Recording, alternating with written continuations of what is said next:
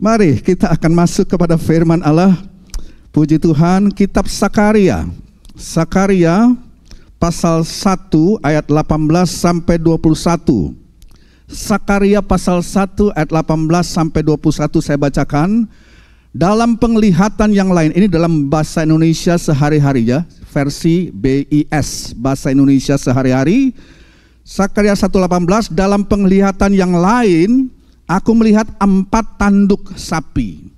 Aku bertanya kepada malaikat yang telah berbicara kepadaku, apakah arti tanduk-tanduk itu? Ia menjawab, tanduk-tanduk itu adalah lambang kerajaan-kerajaan kuat yang mencerai-beraikan penduduk Yehuda, Israel dan Yerusalem. Lalu Tuhan memperlihatkan kepadaku 4 orang tukang besi. Nah, tukang besi ini di bahasa Inggris itu tukang kayu ya. Ya, tukang kayu, jadi carpenters, tukang kayu yang membawa palu. Aku bertanya, apa maksud kedatangan mereka? Ia menjawab, untuk menggetarkan dan menggulingkan bangsa-bangsa yang telah menghancur leburkan Yehuda serta mencerai-beraikan penduduknya.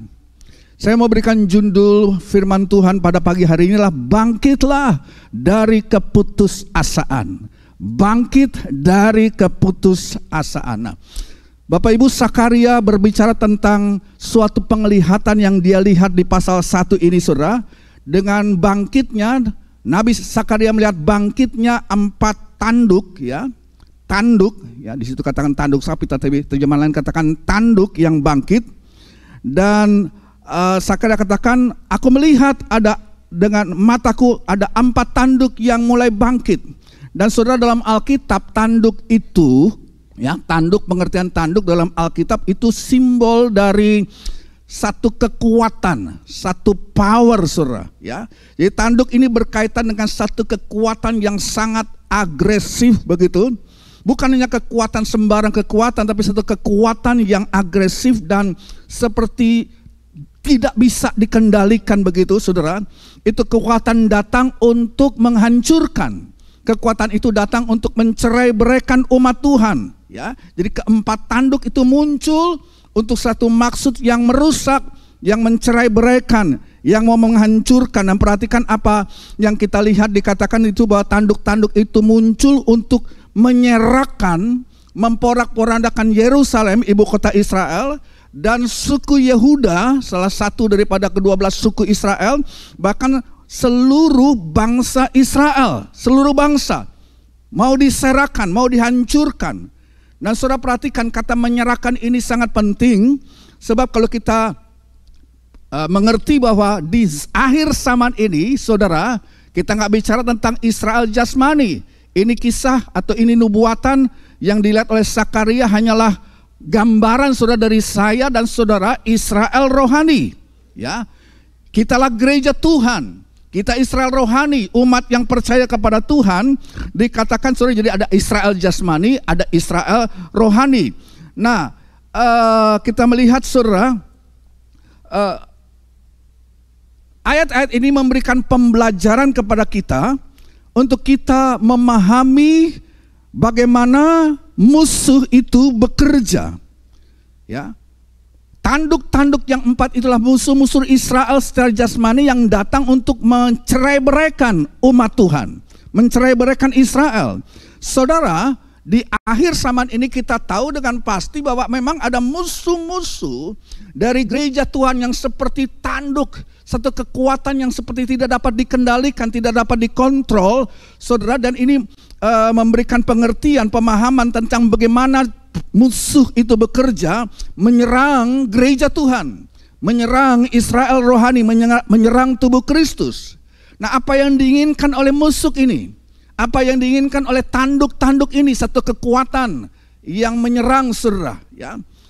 Yang diinginkan sekali lagi adalah memporak-porandakan, menyerahkan, ya. Jadi ini penyerakan yang jahat yang datang dari si iblis, ya. Tujuannya apa? Tujuannya untuk memecah belah. Memecah belah apa? Ya, memecah belah anak-anak Tuhan, memecah belah gereja Tuhan, memecah belah barangkali keluarga anak-anak Tuhan. Sebab saudara, gereja Tuhan kan terdiri pada keluarga-keluarga. Jadi 4 tanduk ini saudara datang dan merupakan kekuatan musuh yang mau menanduk, yang mau mencerai-beraikan Israel, Yahuda, dan kota Yerusalem. Saudara, mau mencah belahkan umat Tuhan, mau mencah belahkan, saya tafsirkan, pernikahan anak-anak Tuhan, mau memecah belahkan keluarga gereja Tuhan begitu rupa saudara, untuk mencabik-cabik mereka, untuk menghancurkan rumah tangga anak-anak Tuhan. Hasil akhirnya apa saudara? Kita baca dalam ayat 21 bagian A. Hasilnya yang kita lihat ayat 21 bagian A, kali ini kita baca di terjemahan baru, ya. Terjemahan baru mengatakan orang-orang ini datang untuk melakukan apa? Ya, jadi nabi itu bertanya, ya, tanduk-tanduk itu, kelompok orang itu datang untuk melakukan apa? Maka ia menjawab, ini pun adalah tanduk-tanduk yang telah menyerahkan Yehuda, sehingga, nah ini yang tidak ada di terjemahan tadi, sehingga tidak seorang pun berani mengangkat kepalanya. Itu akibatnya saudara, bahwa serangan daripada tanduk-tanduk ini membuat orang-orang di Yehuda bukan hanya porak-poranda, tapi mereka begitu tertekan dan tidak berani mengangkat kepala mereka.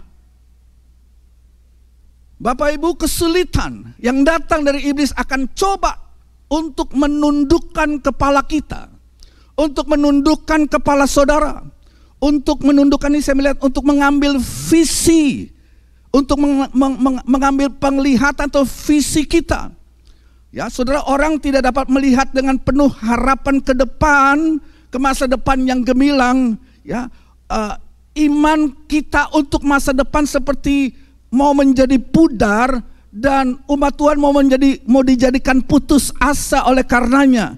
Ya, saudara, kalau dikatakan seorang itu berjalan dengan kepala tertunduk, artinya apa? Ya, itu berarti mereka begitu putus asa. Mereka hanya melihat kaki mereka saja karena kepala mereka tertunduk. Mereka tidak melihat ke depan kepada tempat yang lebih baik. Mereka tidak mampu untuk melihat ke depan kepada hari-hari yang lebih baik. Nah, ini adalah pekerjaan musuh. Musuh selalu mau saudara membuat kita tertunduk dan tidak mempunyai visi ke depan, tidak mempunyai pandangan penuh iman dan pengharapan kepada hal-hal yang lebih baik yang Tuhan siapkan untuk kita. Musuh ingin supaya kita fokus dan terjebak hanya pada situasi saudara saat ini. Apa yang saudara sedang alami saat ini. Dan iblis akan katakan, engkau tertunduk di situ. Engkau tidak akan mempunyai pandangan ke depan. Engkau akan fokus kepada pergumulanmu yang tidak pernah akan selesai. Jadi saudara perhatikan bahwa musuh, keempat tanduk yang menggambarkan kekuatan yang kuat ini, ya, bicara tentang roh yang mencerai-beraikan, roh yang menyerahkan. Tujuannya adalah menyerahkan saudara umat Tuhan, mencampakkan mereka, menghancurkan visi mereka. Ya, nah, karena kalau saudara melihat terus ke bawah, ya, artinya saudara hanya fokus kepada diri saudara sendiri, fokus kepada kelemahan saudara, fokus kepada kegagalan saudara, hanya fokus kepada kesalahan saudara saja. Nah, musuh tidak ingin saudara kita umat Tuhan memandang ke depan. Musuh tidak ingin kita dengan iman memandang kepada masa depan yang gilang gemilang. Musuh tidak ingin kita saudara memandang ke depan kepada saudara apa yang Tuhan siapkan, sebab gereja mau dibawa kepada kesempurnaannya di akhir zaman. Tapi di pihak lain ada tanduk-tanduk dari empat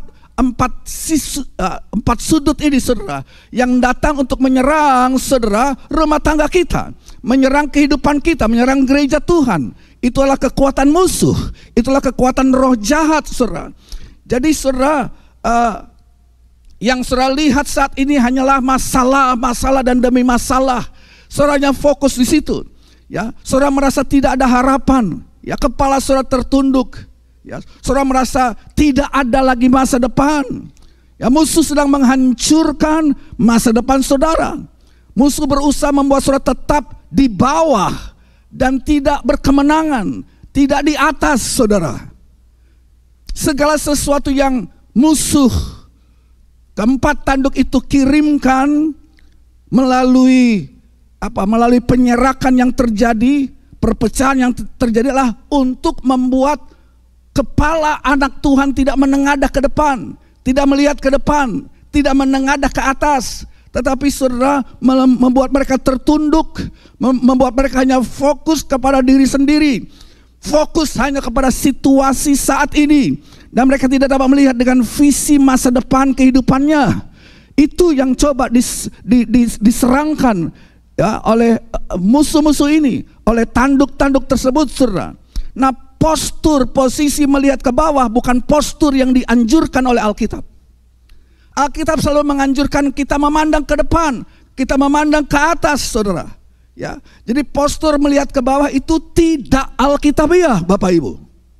Alkitab dengan jelas mengatakan di Mazmur 121, nanti kita akan lihat, ya, bahwa kita tidak seharusnya menunduk, kita tidak seharusnya berputus asa, ya.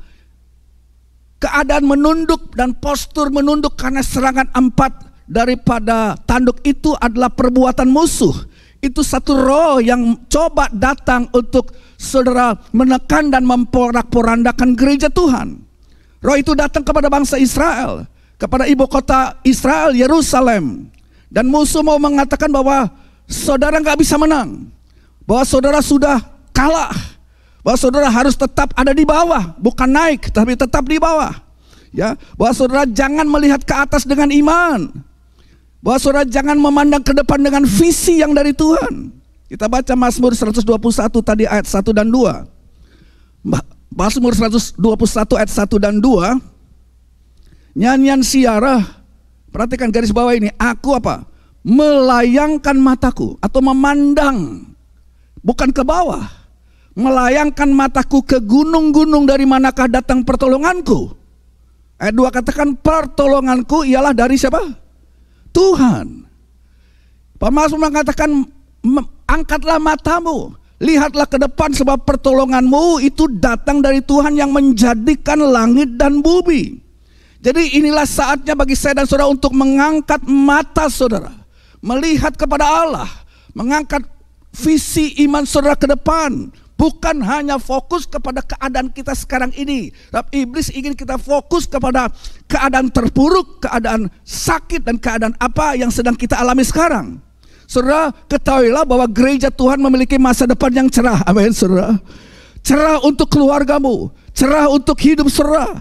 Ya, jika saudara percaya kepada Yesus Kristus, jika saudara percaya kepada Yesus Kristus, saudara, kita harus mengangkat kepala saudara, kita harus mengangkat mata, dan kita harus memiliki visi masa depan. Dan Tuhan kita masih memiliki visi untuk supaya saudara mengalami pemulihan. Tuhan kita masih memiliki visi untuk saudara mengalami mujizat di rumah tanggamu, di dalam hidupmu. Hari-hari yang lebih baik sedang menantikan kita di depan. Tuhan belum selesai, Bapak Ibu. Jangan menyerah, jangan tertunduk. Dan memang menyerah dan tertunduk adalah keinginan daripada roh itu yang membuat Israel tertunduk karena serangan dari 4 tanduk itu tadi. Tuhan tidak akan membiarkan saudara-saudara berakhir seperti apa yang mungkin saudara sedang alami sekarang. Bukan kehendaknya agar keluarga saudara tercerai-berai, bukan kehendak Tuhan agar saudara terpecah, agar gereja ini tidak bersatu, dan gereja ini kalah di dalam nama Yesus. Saya mau katakan pertolongan dari Tuhan datang atas kehidupan kita. Jadi Tuhan belum selesai, Dia masih bekerja. Dia mencari adakah iman. Angkat kepalamu, pertolonganmu itu datang daripada Tuhan yang menciptakan langit dan bumi. Jadi saudara, musuh menyerahkan kita umat Tuhan agar saudara hanya fokus kepada kaki saudara sendiri, ya, saudara, kepada kegagalan saudara, kepada apa yang sedang atau telah saudara alami, ya. Dan mungkin beberapa dari saudara mungkin berpikir, ya, Pak Pendeta tidak tahu kemana saja kaki ini sudah membawa hidupku. Bapak Pendeta tidak mengerti bahwa kaki ini sudah membawa hidupku kepada satu keadaan yang sangat parah. Kalau Bapak Pendeta tahu apa yang telah saya alami, kalau Bapak Pendeta tahu apa yang saya sudah jalani dan sudah alami dalam hidup ini, begitu berat, ada rasa sakit yang luar biasa. Oh, ada trauma yang luar biasa, ada kesedihan yang luar biasa yang saya hadapi. Saya tidak bisa melampaui dan menengadah ke atas. Hal-hal ini membuat saya tertunduk. Saya tidak bisa melampaui dan menang atas hal ini. Ini terlalu berat buat saya. Saudara sedang fokus kepada apa yang telah atau sedang saudara lalui sekarang ini. Tetapi saudara, jika dengan kasih karunia Allah, sekali lagi, jika dengan kasih karunia Allah dan jika dengan pertolongan Allah, maka saudara melihat kemana saudara akan pergi, kemana tujuan visi yang Allah mau berikan kepada saudara. Maka saudara, saya tahu bahwa saudara mungkin tidak percaya hal itu karena musuh itu sudah membuat saudara terpuruk sekian lama. Mungkin sekian lama saudara terpuruk dalam satu keadaan yang akhirnya saudara mempunyai paradigma, saya tidak mungkin bisa bangkit lagi. Ya, saudara menunduk ke bawah, saudara tidak bisa melihat ke atas lagi. Seperti yang kita lihat tadi bahwa 4 tanduk itu sudah berbuat hal tersebut sehingga umat Israel hanya menunduk, tidak dapat mengangkat kepala mereka. Dan saya mau bilang begini, kalau saudara cuma fokus hanya kepada apa yang telah saudara alami, kepada trauma saudara, kepada hal-hal yang musuh sudah atau sedang fokuskan atau targetkan itu, kejahatan tersebut dalam hidup saudara, saudara akan tetap tinggal di situ. Kalau saudara fokus ke situ, saudara akan tetap tinggal di situ dan tidak pernah bisa keluar, saudara. Dan saya tahu, saudara, ada roh jahat yang datang, ada roh iblis yang coba seperti keempat tanduk ini yang mau memecah belah keluarga kita, yang mau memecah belah barangkali pernikahan saudara, untuk memisahkan kita dari visi Tuhan, dari tempat tujuan saya dan saudara di masa depan. Ada penyerakan terhadap pernikahan-pernikahan yang kudus yang sedang dilakukan sekarang ini oleh roh tersebut. Penyerakan terhadap keluarga-keluarga yang dibesarkan dalam gereja, yang diberkati di gereja, saudara. Alkitab mengatakan, tadi kita baca dalam kitab Sakaria pasal 1 tadi, dikatakan bahwa muncullah 4 tanduk untuk menyerahkan, untuk membelah, untuk mencabik-cabik umat Israel. Dan saya nggak tahu, saudara, mungkin mudah-mudahan tidak, tapi mungkin di sini saudara duduk ya sendirian. Di mana istrimu? Di mana suamimu? Di mana anak-anak saudara? Saudara mungkin hanya berkali datang dengan suami, sementara anak-anak saudara jauh, mereka terhilang, dan itu membuat hati saudara terenyuh. Itu membuat saudara seperti menangis, saudara, di hadapan hadirat Tuhan. Ya. Tetapi sekali lagi, saudara, pagi hari ini firman Tuhan tidak berhenti di situ. Saya tidak datang dengan berita buruk. Alkitab selalu datang dengan berita baik. Amin, saudara. Ya. Alkitab memberikan obat. Alkitab memberikan solusi untuk semua roh penyerakan, semua roh pembelahan, semua roh jahat yang datang untuk melawan saudara, melawan pernikahanmu, melawan saudara, rumah saudara. Kabar baiknya apa? Tadi kita sudah baca di Sakaria pasal 1 ayat 20, itu kabar baiknya. Ya. Bahasa Indonesia sehari-hari, Sakaria 1 ayat 20. Lalu Tuhan memperlihatkan kepadaku, apa, saudara? 4 orang tukang besi. Nah, saya sudah katakan tadi bahwa tukang besi ini adalah carpenters dalam bahasa Inggris, atau tukang kayu yang di tangannya sedang memegang palu. Jadi Sakaria berkata, aku melihat ada sekelompok orang. Mereka lah tukang kayu, mereka lah para pekerja yang siap bekerja. Mereka memegang alat untuk bekerja, mereka memegang palu dalam hidup mereka. Ya, saya kira kalau ada palu ya ada paku juga, saudara. Mereka tukang kayu, saudara. Mereka bukan mau merusak, mereka bukan mau menghancurkan, tapi mereka mau bekerja membangunkan sesuatu. Kalau iblis datang untuk menghancurkan, maka saudara, tukang-tukang kayu ini datang untuk bukan menghancurkan, tapi membangunkan apa yang sudah dihancurkan. Dan Nabi Sakaria melihat hal itu. Kalau ada 4 musuh datang, 4 tanduk datang, ada 4 juga, saudara, orang-orang yang Tuhan bangkitkan, ya, yaitu para pekerja, para tukang kayu yang memegang alat-alat untuk membangun. ya ada palu, ya ada paku juga pasti, ya ada kayu juga pasti. Saudara, sampai ini alat tukang kayu. Ya, mereka craftsman, bahasa Inggris, mereka carpenters. Ya, jadi Bapak Ibu, mereka adalah pembangun, mereka pekerja, mereka tukang kayu, dan mereka datang untuk menghancurkan tanduk-tanduk tadi. Tapi membangunkan dengan peralatan mereka, saudara, umat Israel, keluarga-keluarga Israel. Tuhan mau berkata begini, aku akan mengirimkan para tukang kayu, para carpenters, dan mereka akan menaklukkan roh-roh empat tanduk tadi yang coba menyerahkan keluarga, yang coba menyerahkan gereja Tuhan, yang coba menghancurkan mungkin juga bangsa ini. Aku akan kirimkan, saudara, ya, para tukang kayu, mereka akan menaklukkan, ya, roh-roh jahat yang mau merusak dan menyerahkan umat Israel. Ya, akan ada pembangunan kembali dari mereka yang sudah tercerai-berai. Akan ada pembangunan kembali melalui pekerjaan keempat tukang kayu ini, saudara, kepada mereka yang sudah terpecah. Nah, saudara, saya mau katakan begini, Tuhan butuh tukang kayu sekarang ini. Tuhan butuh orang-orang yang, ya, dalam nubuatan ini berprofesi sebagai pembangun, sebagai tukang kayu, bukan pengkritik. Bukan. Tuhan membutuhkan tukang kayu sekarang, bukan orang yang kerjaannya mengeluh, saudara. Tuhan membutuhkan dari kalangan anak-anak Tuhan, dari kalangan gereja Tuhan yang percaya kepada Dia sebagai tukang kayu, para pembangun-pembangun. Bukan sekelompok orang yang tidak beriman, bukan sekelompok orang yang sinis, yang berkata, enggak mungkin lah, ya, enggak mungkin, ya, keadaan sekarang bertambah hari bertambah parah dan tidak mungkin kita ini victim, kita ini korban keadaan, kita tidak mungkin bisa bangkit. Tuhan tidak butuhkan itu. Tuhan butuhkan para pembangun seperti empat tukang kayu ini yang memegang peralatan pembangunan dan siap bekerja bersama dengan Allah untuk memulihkan, untuk menghancurkan musuh, tapi memulihkan kembali gereja Tuhan yang sudah porak-poranda, keluarga-keluarga mungkin yang sudah rusak.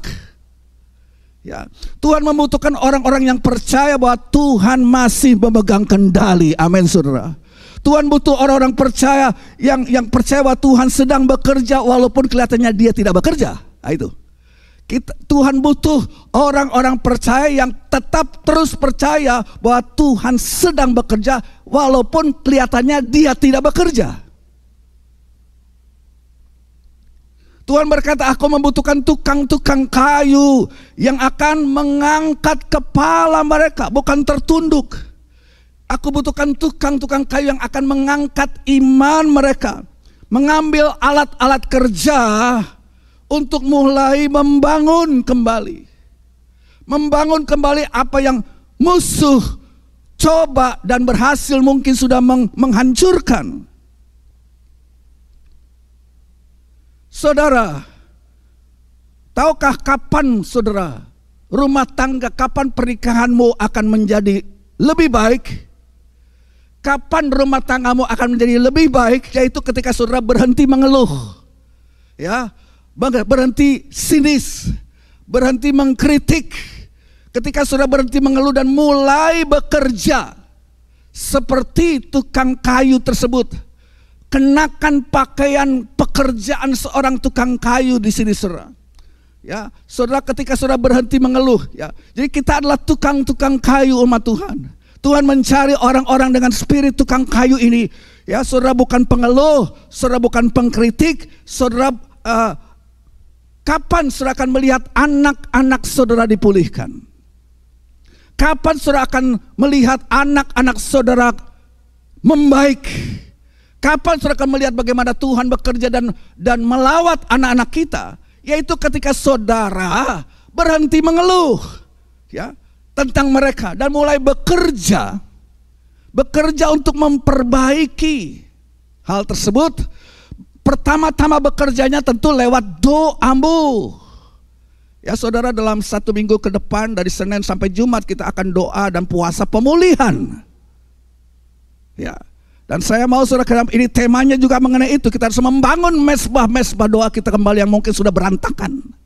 Tuhan sedang memanggil para pekerja, ya, yang akan berdiri, saudara, ya, yang akan bekerja memperbaiki pertama-tama dalam doa mereka.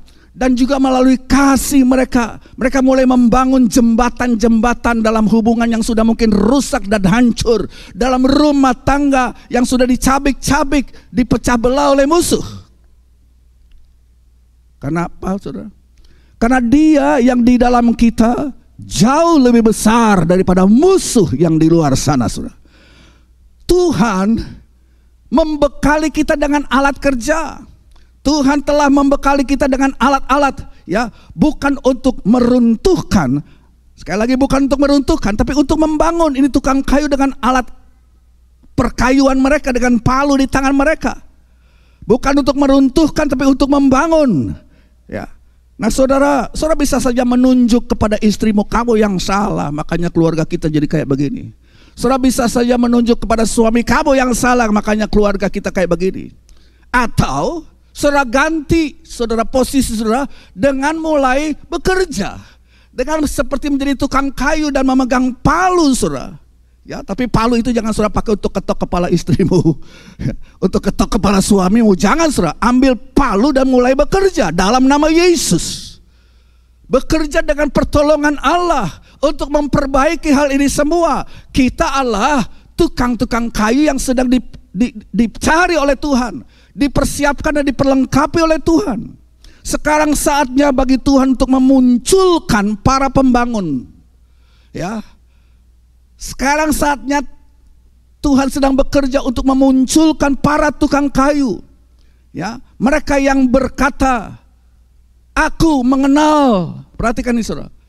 Tuhan membangkitkan orang-orang yang berkata, aku mengenal seorang tukang kayu. Aku sedang melayani dan mengenal seorang tukang kayu yang bernama Yesus. Kita tahu Yesus anak tukang kayu, saudara.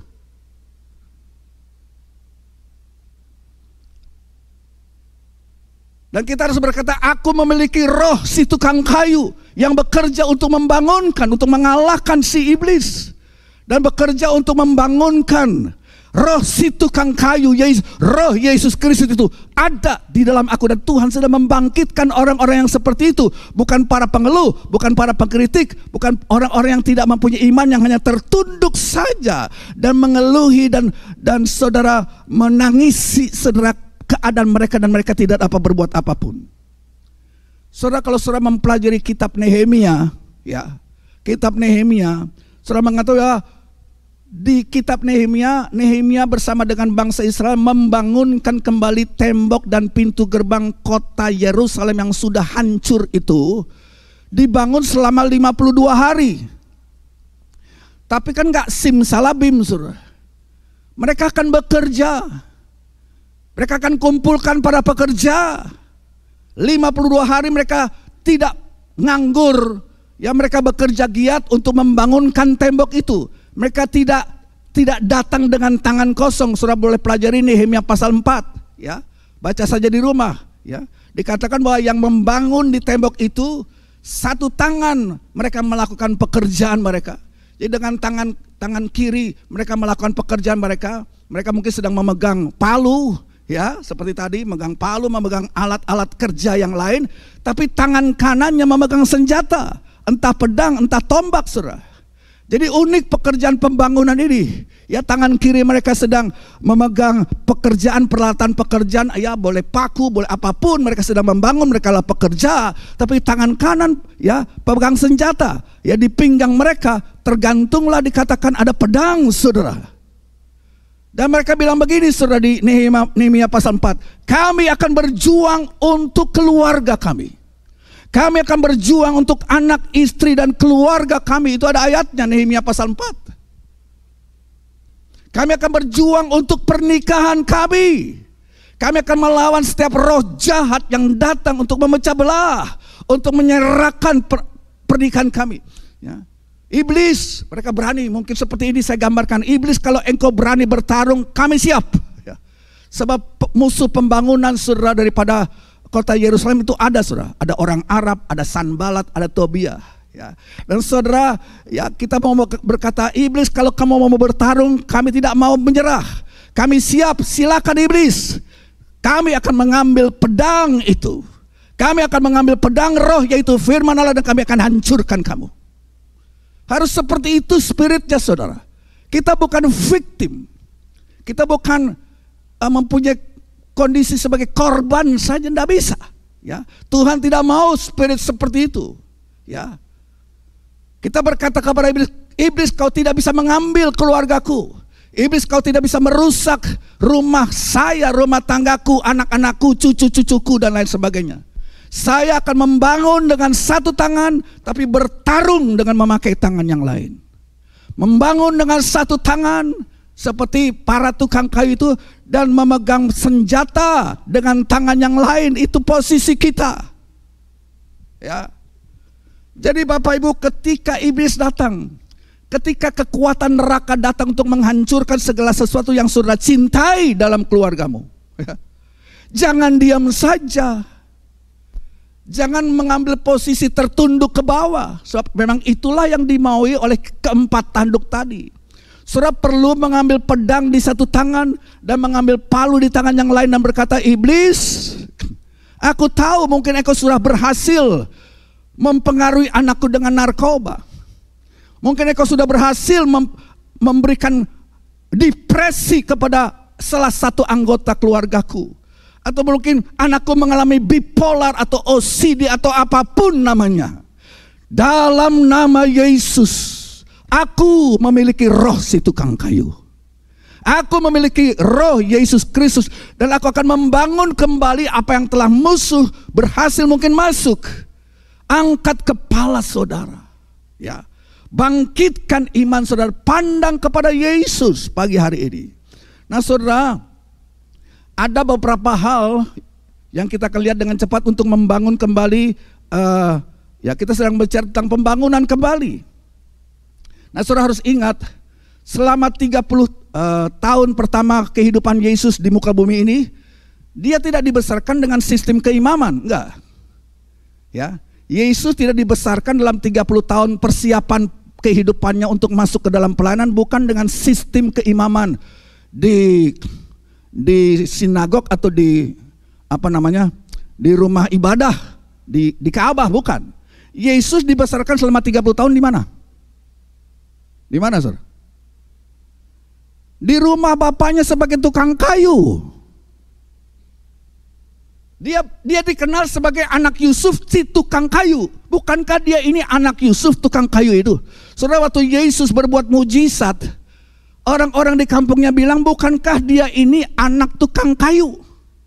Saudara tahu 30 tahun pertama Yesus, saudara, dibesarkan bukan dengan sistem keagamaan orang Yahudi. Walaupun dia belajar Taurat, ya, di sinagog, tetapi saudara, dia juga bekerja di bisnis pertukangan kayu milik Yusuf bapaknya. Ya, dia itu seorang pembangun.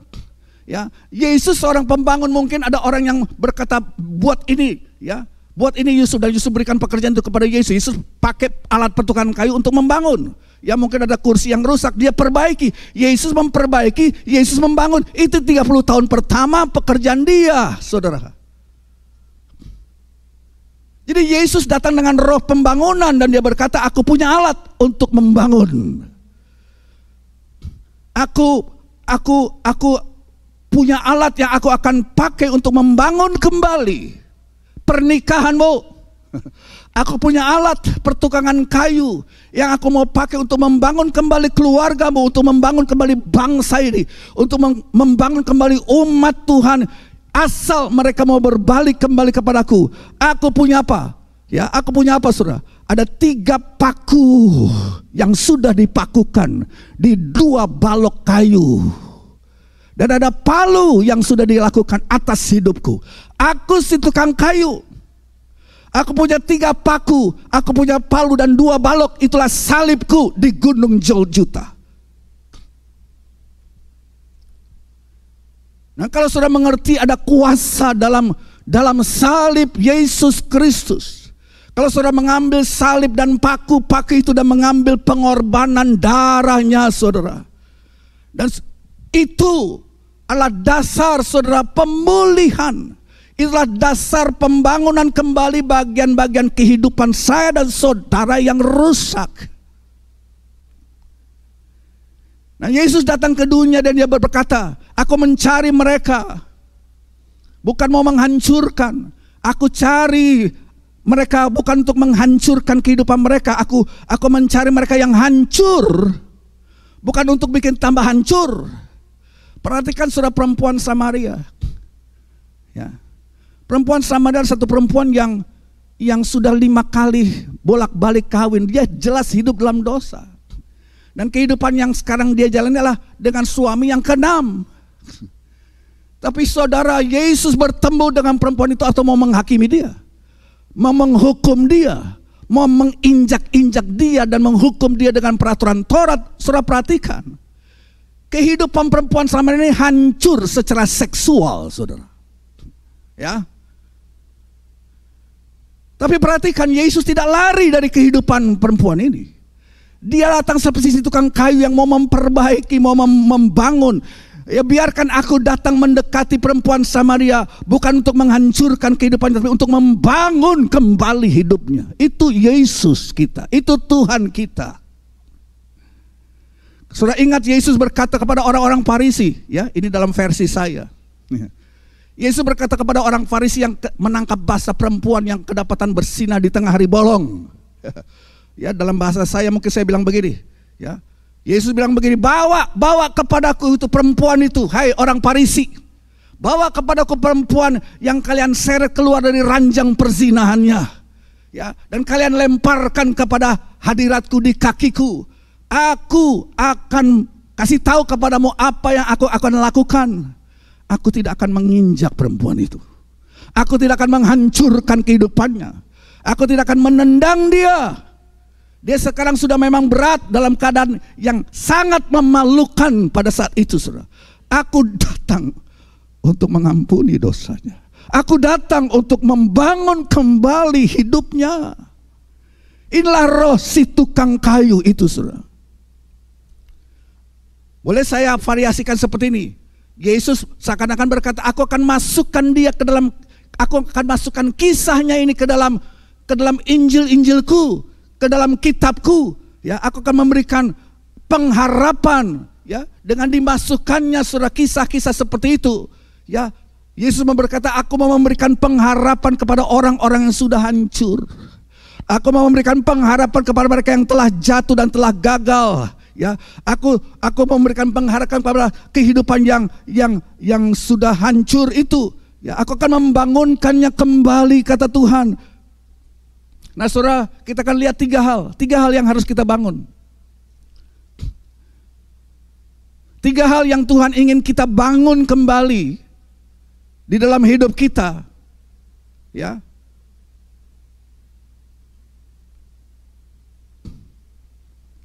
Yang pertama, kalau saudara mau catat, adalah kita harus membangun apa? Membangun kembali mezbah doa kita. Yang percaya katakan amin, saudara. Ya, doa lagi, doa. Nggak bisa enggak, saudara. Itulah sebabnya kita percaya akan kuasa doa. Ini yang harus kita bangun, ini mezbah. Kita ingin melihat roh si tukang kayu menyentuh setiap kehidupan saudara daripada Elohimers. Membangkitkan kembali apa yang telah dicerai-beraikan musuh. Kalau kita ingin melihat saudara pemulihan, ya, bahwa roh Yesus Kristus, roh si tukang kayu menyentuh hidup saudara dan membangkitkan kembali apa yang telah diceraikan dan dipecah belahkan oleh musuh, adalah 3 hal ini yang kita harus bangun. Yang pertama adalah bangun mezbah doamu. Saya mau bilang begini Bapak Ibu, setiap masalah, setiap problem manusia sebenarnya adalah masalah doa. Ya, coba saudara pikir, setiap problem yang mungkin kita hadapi, ujung-ujungnya kembali kita berdoa apa enggak? Setiap masalah problem manusia sebenarnya adalah masalah doa, ya. Jika saudara memperbaiki mezbah doamu, saudara juga akan memperbaiki masalah hidupmu. Yang percaya katakan amin. Kalau saudara tidak berdoa, berkat Tuhan tidak akan turun. Jika mesbah saudara hancur, hidup saudara juga hancur. Kan cuma di situ aja saudara sebenarnya. Dan ada satu titik di mana saudara mengalami keputusasaan dalam hidupmu, sehingga titik keputusasaan itu mendorong saudara untuk membangun kembali mesbah itu. Jika saudara membangun kembali mesbah dan menempatkan Tuhan pertama-tama dalam hidup saudara, saudara mulai memanggil Dia, dan memanggil itu berarti kita mulai berdoa, dan saudara mulai bukan cuma memanggil tapi saudara mulai mendengar suaranya, itu berarti saudara membaca firman Allah. Doa adalah berbicara kepada Tuhan, dan firman yang kita dengar adalah mendengarkan Tuhan. Maka saudara, mesbah saudara akan membangun kembali hidupmu. Waktu kembali saudara akan membangun mesbah saudara, itu akan membangun kembali hidup saudara, itu akan membangun kembali hidup pernikahanmu, itu akan membangun kembali kehidupan anak-anakmu, membangun kembali masa depan saudara. Bagaimana mesbah doa saudara? Oh dulu, iya dulu. Bagaimana sekarang? Pertanyaannya juga saya lontarkan untuk diri saya sendiri. Bagaimana mesbah doamu? Jadi nggak ada jalan pintas untuk melihat campur tangan dari Yesus Kristus sebagai si tukang kayu itu. Tidak ada jalan pintas. Saudara ingat saudara Elia, 3,5 tahun di Israel tidak turun hujan, dan Elia ingin supaya turun hujan berkat kembali. Sebab Israel itu mereka lah orang-orang yang mempunyai sistem pertanian dengan sistem tak ada hujan. Kalau nggak ada hujan 3,5 tahun, ya hancurlah kehidupan perekonomian mereka. 3,5 tahun pada zaman Elia saudara, hujan tidak turun, dan Elia ingin supaya itu segera berakhir, supaya kembali bangsanya boleh diberkati. Dan apa yang terjadi saudara, kan kita tahu kisahnya. Elia naik ke Gunung Karmel. Saya udah 7-8 kali pergi ke Gunung Karmel dan melihat tempat di mana Elia bertanding saudara dengan Baal, ratusan nabi-nabi Baal itu.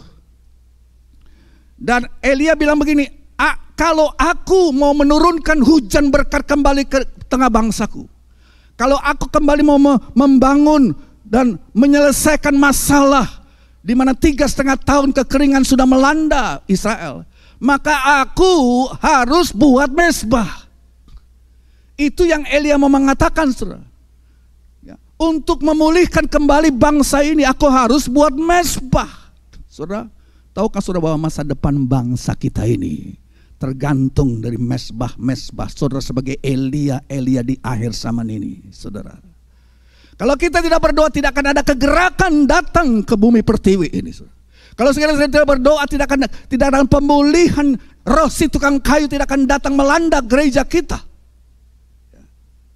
Elia mengambil 12 batu, menumpuknya begitu rupa saudara. Tapi dia nggak pasang api. Dia cuma tumpuk 12 batu, kemudian taruh kayu kering di atasnya, taruh mesbah di atasnya, tapi dia nggak bawa api. Malah dia melakukan hal yang nggak masuk akal, yang langka. Yaitu dia gali parit sekeliling mesbah itu, kemudian dia tuang, saudara, ada 12 gentong air. Dan saudara harus mengerti bahwa air pada masa itu sangat mahal, sebab 3,5 tahun gak ada hujan. Kok malah seperti di hal yang sangat mahal ini seperti dituangkan, dicurahkan di sekitar mesbah itu. Dia tidak bawa apinya sendiri. Apa pelajarannya buat kita, Bapak Ibu?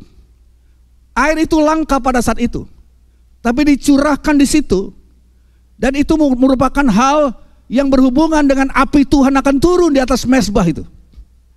Jadi saya mau bilang begini saudara,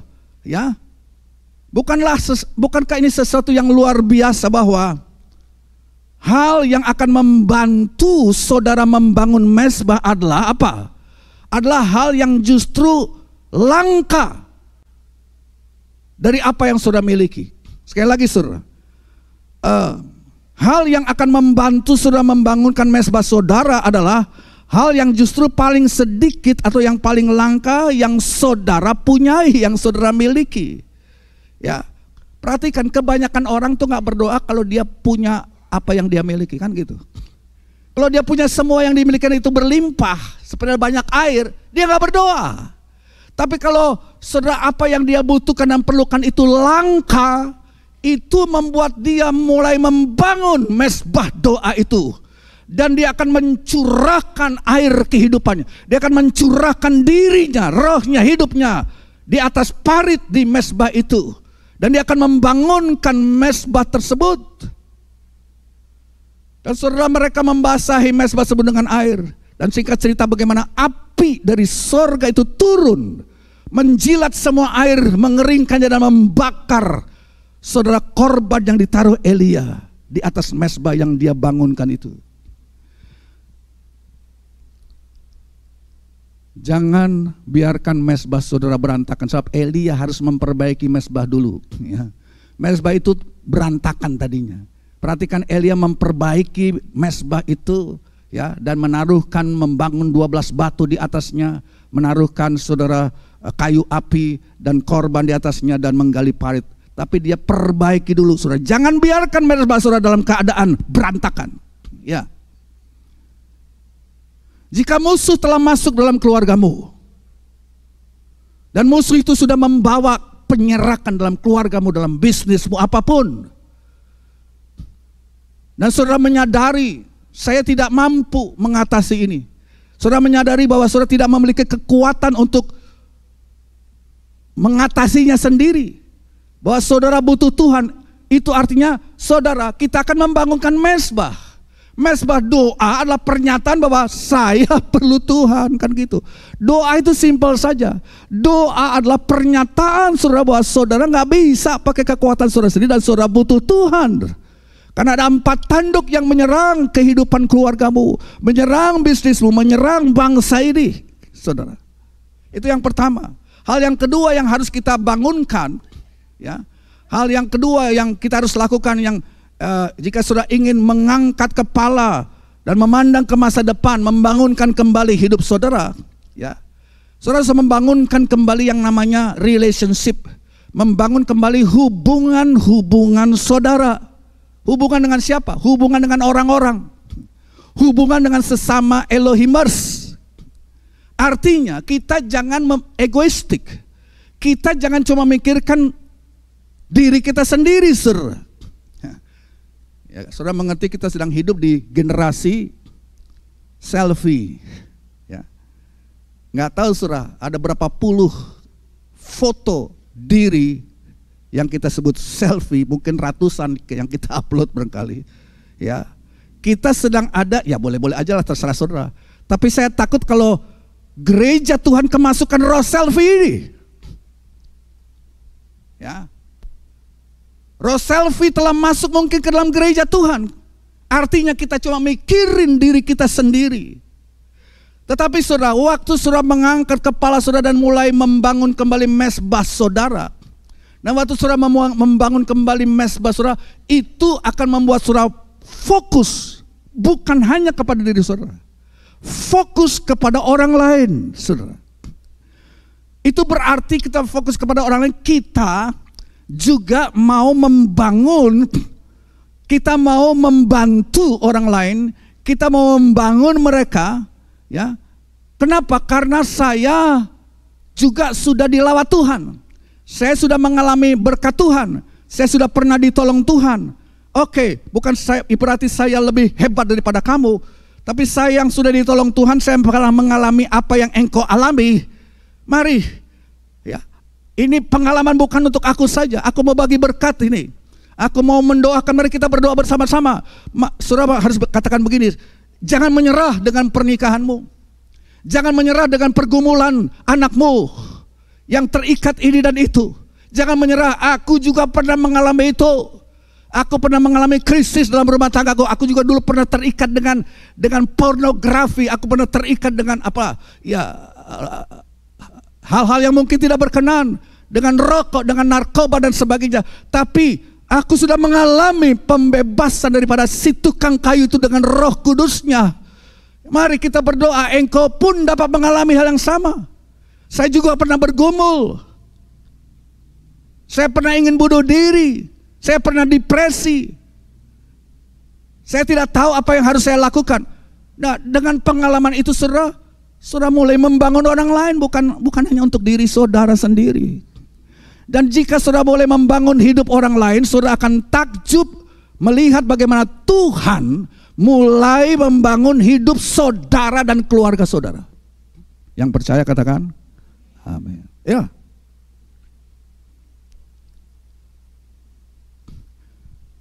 Ada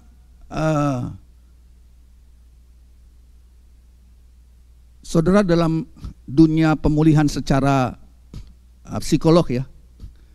Ada buku yang disebut program 12 langkah pemulihan mereka yang terikat dengan alkohol. Ya, 12 langkah katanya, ya. Nah, justru langkah yang terakhir, langkah yang ke-12 itu yang paling penting. Kenapa orang setelah melewati pelajaran ini balik lagi kepada ikatan dia?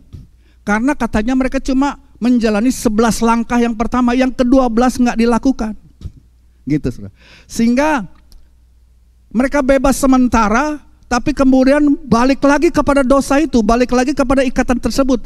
Dan ini sudah diselidiki oleh para psikolog, oleh ahli-ahli ilmu apalah yang namanya, ilmu keterikatan, saudara. Ya, Alcoholics Anonymous namanya. Ya, ada 12 langkah. 11 langkah sudah dilakukan, tapi kalau yang ke-12 tidak dilakukan, maka pemulihan itu tidak akan sempurna. Pertanyaannya, apa langkah yang ke-12 yang membuat orang itu betul-betul boleh dilepaskan dan boleh terpelihara dan tidak kembali kepada keterikatannya? Saudara tahu, yang ke-12 itu bunyinya begini. Saudara harus terlibat dengan seseorang yang memiliki masalah yang lebih besar dari saudara. Artinya saudara harus terlibat, artinya bantu mereka, dorong mereka yang punya masalah, ya, bangunkan mereka. Jadi rupanya 11 yang pertama tidak ada hubungannya dengan itu. Justru yang terakhir adalah saudara harus bukannya fokus kepada dirimu, tapi mulai lihat keluar, terlibatlah, bantulah persoalan dan masalah yang sedang dihadapi orang lain. Bangunlah mereka, doronglah mereka. Itu akan mempertahankan kelepasan. Yang itu menurut ahli psikolog, saudara. Ada seorang psikolog, ya saudara, yang entah sudah berapa tahun terus menerus mengcounseling, menangani seorang wanita. Ya sudah 3 tahun cukup lama, saudara. 3 tahun terus menerus, seminggu mungkin 2 kali menangani dan memberikan nasihat kejiwaan untuk seorang wanita. Ya, dia coba membantu wanita ini, psikolog ini coba membantu wanita tersebut untuk lepas dari trauma, ya, dari abuse yang dialami. Dan selama 3 tahun dia berusaha menolongnya, dan dalam konseling terakhir, ya. Jadi ini setelah 3 tahun ini konseling terakhir dengan wanita tersebut, si psikolog bilang begini kepada si wanita ini. Oke, ini terakhir. Apa yang saya akan lakukan? Saya akan mendengarkan, silakan engkau bicara, ya. 60 menit, 1 jam saya akan mendengarkan saudara, tapi setelah itu saya akan ngomong 15 menit aja. Oke. Dan betul, ya, ini pertemuan yang terakhir. Si perempuan itu curhat lagi, saudara. Curhat lagi. 60 menit berlalu dan 15 menit yang sisa giliran si psikolog yang ngomong. Apa yang dikatakan si psikolog itu, ya. Dia bilang begini, sekarang dengarkan cerita saya, kata si psikolog. Kamu tahu nggak, ibu, ya? Kamu tahu nggak? Saya juga pernah melewati yang namanya kanker. Saya juga pernah ini nggak diketahui oleh si perempuan tadi. Saya juga pernah mengalami yang namanya kemoterapi. Saya mengalami hal ini, saya mengalami hal itu, ya. Semua itu terjadi kepada saya. Saya alami itu semua. Saya mengalami pengalaman-pengalaman berat itu, saudara, ya. Dan mendengarkan 15 menit kisah daripada si penasehat konselor ini, seorang psikolog. Apa yang terjadi, saudara, terhadap perempuan itu? tiba-tiba wanita itu tersentuh mendengar ungkapan seperti itu. Dan cerita itu membuat dia mendapat kekuatan saudara untuk terbebas. Kenapa? Karena dia mulai melihat bahwa orang lain juga memiliki masalah yang besar. Bukan cuma dia aja. Si psikolog ini berkata bahwa dia tetap dipenuhi sukacita karena dia terus mencurahkan dirinya kepada orang lain.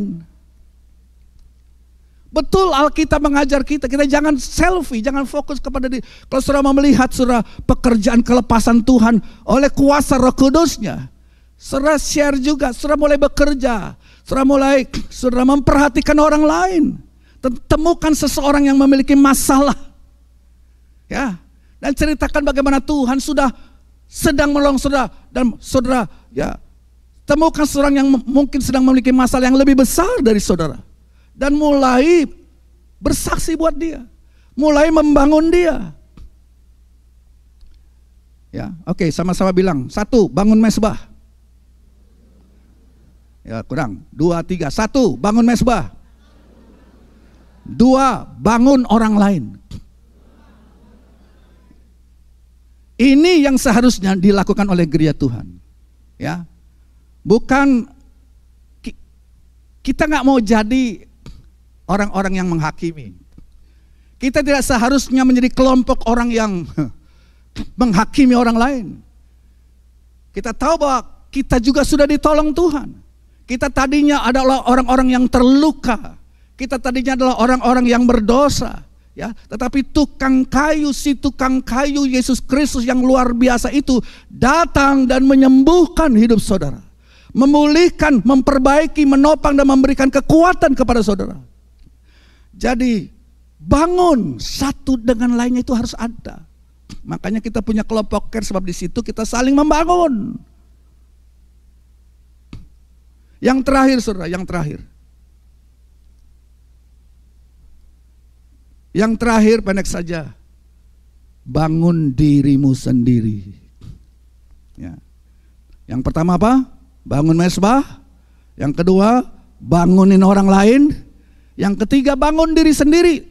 Ayatnya tentu Yudas pasal 1, surat Yudas pasal 1 ayat yang ke-20. Yudas ayat 20.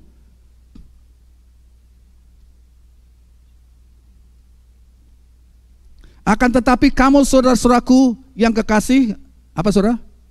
Bangunlah dirimu di atas dasar imanmu yang paling suci dan apa? Berdoalah dalam Roh Kudus. Bagaimana kita Elohimers membangun diri saudara sendiri?